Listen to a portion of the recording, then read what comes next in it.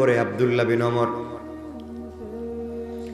হঠাৎ করে একদিন স্ত্রীকে কাছে ডাকলেন আর স্ত্রীকে বললেন, স্ত্রী রে, আমি তো অনেকদিন দেখেই কিছু খেতে পারছি না, মনে হয় আমি বাঁচবো না, কিন্তু আমার কয়েকদিন থেকে মন চায় মাছ যদি পাওয়া যায়, মাছ, আমি কথাটা হয়তো বলছি, মাছ যদি পাওয়া যায় মাছ খাবো। আমার মুসলমান বন্ধুগণ মনোযোগ দিয়ে শুনেন কথাটা। হযরতে আব্দুল্লাহ বিন ওমর রাদিয়াল্লাহু তাআলা আনহু রূপসজ্জায় শায়িত, কখন জানি তিনি ইন্তেকাল করেন বলা যায় না, খাবার বন্ধ করে দিয়েছেন, এত অসুস্থ বিছানা থেকে উঠতে পারেন না, জ্ঞান ফেরার সাথে সাথে তিনি যে অবস্থায় থাকেন না কেন ওই অবস্থায় আল্লাহর কদমে সেজদায় পড়ে যায়। তিনি বলতে চান, দুনিয়ার জমিন থেকে বিদায় নিতে চাই, আল্লাহর কদমে সেজদার মাধ্যমে পৃথিবী থেকে চলে যেতে চাই, কারণ আমি ইন্তেকালের সময় আল্লাহকে বুঝাতে চাই, আল্লাহ তাআলা দুনিয়ার জমিনে তোমার কদমে আমার মাথাটা রেখে আমি চলে আসছি, আল্লাহকে বুঝাতে চাইব, আল্লাহ তাআলা কিয়ামতের দিন কিন্তু আপনি আমাকে ভুলে যাইয়েন না।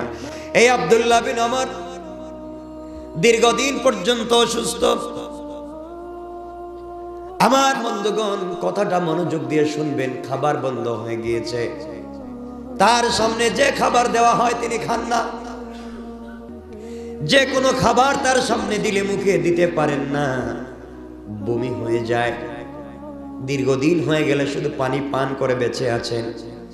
আত্মীয় স্বজন, সাহাবায়ে কেরাম, বন্ধু বান্ধব, স্ত্রী পুত্র যারা আছেন সবাই বলছেন, আব্দুল্লাহ বিন ওমর আপনি মরে যাবেন, আপনি কিছু খান, আপনি খাওয়া দাওয়া ঠিক মতো না করলে কখন জানি মরে যাবেন। দীর্ঘদিন পরে সকলের অনুনয় বিনয় পরে আব্দুল্লাহ বিন ওমর হঠাৎ করে একদিন স্ত্রীকে কাছে ডাকলেন আর স্ত্রীকে বললেন, স্ত্রী রে, আমি তো অনেকদিন দেখেই কিছু খেতে পারছি না, মনে হয় আমি বাঁচবো না, কিন্তু আমার কয়েকদিন থেকে মন চায় মাছ যদি পাওয়া যায়, মাছ, আমি কথাটা হয়তো বলছি, মাছ যদি পাওয়া যায় মাছ খাবো। আপনারা জানেন মদিনার মক্কার মরুভূমি, এখানে মাছ কোথায় পাওয়া যাবে? ধুধু বালিকণা, ওখানে মাছের কোনো ব্যবস্থা নাই। হযরত আব্দুল্লাহ বিন ওমরের স্ত্রী কথাটা শুনবার পরে লোক লাগাইয়া দিলেন, দীর্ঘদিন খোঁজাখুঁজি করলেন, কোনো মাছ পাওয়া যায় না, পুরা দেশে খবর লাগাইয়া দিলেন মাছ কোথায় পাওয়া যায়। আমার স্বামী কিছুই খেতে চায় না, দীর্ঘদিন পরে তার মন চেয়েছে সে মাছ খাবে, এখন কোথায় মাছ পাই? বন্ধু বান্ধব সবাই মিলে খোঁজা শুরু করলেন, কেউ কোথাও মাছ পেলেন না, পুরা দেশে খুঁজলেন, কোথাও মাছ পাওয়া যায় না। হঠাৎ করে একজন লোক একটা মাছ নিয়ে এসেছে, অনেক তদবিরের পরে একটা মাছ মিলল। হযরতে আব্দুল্লাহ বিন ওমর রাদিয়াল্লাহু তাআলা আনহুর স্ত্রী আনন্দ চিত্তে নিজের মনের মাধুরী আর অভিজ্ঞতা দিয়ে পৃথিবীর সবথেকে স্মার্ট, সবথেকে সুন্দর করে খাবার তৈরি করলেন, মাছটা ভুনা করলেন, পুরা বাড়ি মাছের গ্রানে মৌ মৌ হয়ে গেল, কি সুবাসিত গ্রান ছড়িয়ে পড়লো পুরা বাড়িতে।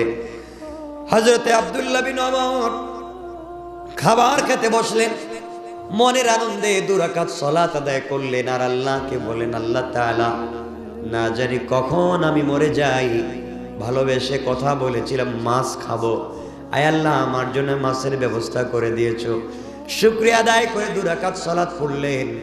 সাহাবীরা তাকে ধরে ঠিক মতো বসালেন, হাত ধোয়া দিলেন, মাছটা নিজের প্লেটে দিলেন, মাছ বেছে যখন মুখের মধ্যে নিয়ে এসেছেন খাবার মুখে ঢুকায় দিবেন, এমন সময় একজন ভিক্ষুক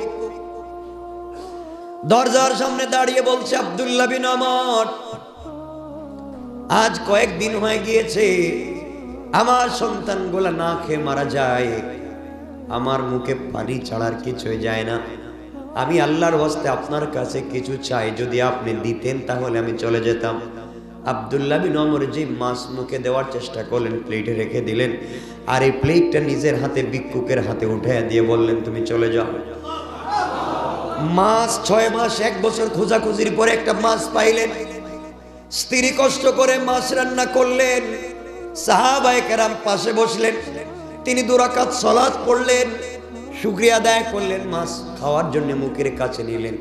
ভিক্ষুক বলার পরে মাছটা ভিক্ষুকের হাতে উঠাইয়া দিলেন, যেন তার শরীরে সারা শরীর রোমাঞ্চিত হয়ে গেল, তিনি দাঁড়াতে পারতেছেন। বিস্ময়ে স্ত্রী ডাক দিয়ে বললেন, স্বামীরে আপনি এটা কি করলেন? জীবনে এত আনন্দিত আমি হই নাই, জীবনে আপনি আমার কাছে কিছু চান নাই, আপনি অসুস্থ দীর্ঘদিন পরে একটা মাছ চাইলেন, কষ্ট করে মাসের পর মাস মেহনত করে একটা মাছ কিনলাম, মাছ খুঁজে বের করলাম, মনের মাধুরী দিয়ে সুন্দর করে সুবাসিত করে সুন্দর করে একটা মাছ তৈরি করলাম, রান্না করলাম, আপনি মুখে দিবেন, এই মাছটা আপনি কেন ফিরিয়ে ফকিরকে দিয়ে দিলেন? আমি কষ্ট পেলাম। আব্দুল্লাহ বিন ওমর ধমক দিয়ে বলেন, স্ত্রীরে তুমি কি জানো না রাসূলের হাদিস? রাসূল বলেছেন তোমার জন্য যেটা প্রিয়, তুমি যেটা সবথেকে পছন্দ করো, অন্য ভাইয়ের জন্য তা পছন্দ করো। এই মুহূর্তে এই মাছের চাইতে পছন্দের আমার কোনো জিনিস ছিল না। আমি আজকে পছন্দের খাবার মুখে দিব, আরেকজন মুসলিম তার ঘরে খাবার পাচ্ছে না, এই জন্য আমি মুমিন হওয়ার জন্য রাসূল বলেছেন তুমি যা পছন্দ করো অন্য মুমিনের জন্য তা পছন্দ করো। আমি রাসূলের হাদিসকে জিন্দা করবার জন্য আমার পছন্দের খাবার তার কাছে উঠিয়ে দিয়েছি, এর বিনিময়ে রাসূলের ভালোবাসা নিয়ে আমি জান্নাতে যেতে চাই। সুবহানাল্লাহ, আওয়াজ করে পড়েন। কেমন ভালোবাসা রাসূলের প্রতি, মাছ মুখে দিলেন। আমার বন্ধুগণ, এই জন্য রাসূলের হাদিসকে জিন্দা করেন। আমি যদি যা পছন্দ করি অন্য ভাইয়ের জন্য তা পছন্দ করি, এর মাধ্যমে কিয়ামতের দিন মিজানের পাল্লা ভারী হয়ে যাবে, আল্লাহ হিসাব নেবেন না। আল্লাহ বলছেন যাদের মিজানের পাল্লা ভারী হয়ে যাবে আল্লাহ তাদের সঙ্গে মুচকি হেসে কথা বলবেন। শুধু তা না, আল্লাহ রব্বুল ইজ্জত ওয়াল জালাল তাদেরকে হায়াত নামক একটা নহর আছে, জীবন নামক একটা নদী আছে, ওখানে বলবেন ডুব দেও। ডুব দেওয়ার সাথে সাথে আপনার মুখে পাকা দাড়ি ছিল, চামড়া ঢিলা ছিল, চোখের নিচ কালো ছিল, চুলগুলা সাদা হয়ে গিয়েছিল, দাড়ি সাদা হয়ে গিয়েছে, লাঠি বোর্ড দিয়ে দুনিয়ার জমিনে হাঁটাহাঁটি করেছেন, আপনার বয়স 150, কিন্তু অন্য মুমিনের জন্য আপনি যা পছন্দ করেন তাই করেছেন।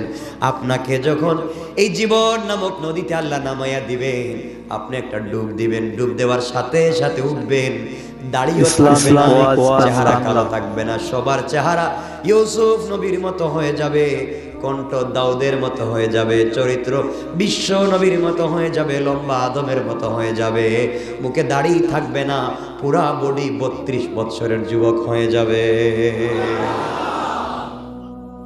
ইসলামিক ওয়াজ বাংলা।